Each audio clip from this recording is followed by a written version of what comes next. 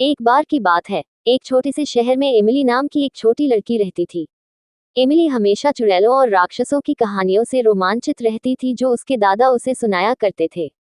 लेकिन उसने कभी नहीं सोचा था कि एक दिन उसे खुद कुछ ऐसा भयानक अनुभव होगा। यह एक अंधेरी और तूफानी रात थी और एमिली घर में अकेली थी।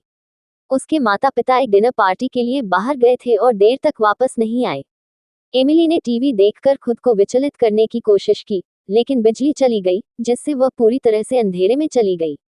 अचानक उसने अटारी से एक कर्कश आवाज सुनी। वह हमेशा अटारी से डरती थी, और इस आवाज ने उसके दिल की धड़कन बढ़ा दी। एमिली ने धीरे धीरे चरमराती सीढ़ियों से अटारी की ओर अपना रास्ता बनाया।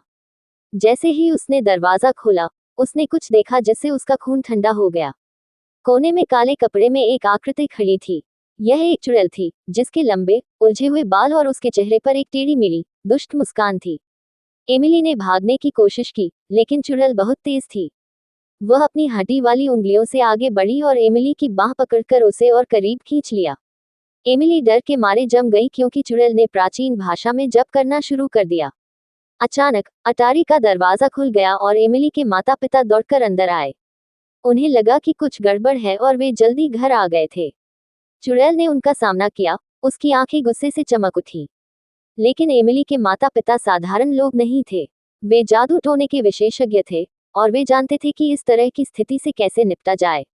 उन्होंने अपनी छड़ी निकाली और चुड़ैल पर जादू करना शुरू कर दिया, जो उनकी आंखों के सामने सिकुड़ने और मुरझाने लगी। अंत में चुड़ैल हार गई, और एमिली के माता पिता अपनी भयभीत बेटी को आराम देने के लिए दौड़ पड़े। उन्होंने समझाया कि चुड़ैलें और राक्षस असली थे, लेकिन उनमें उन्हें हराने की शक्ति थी।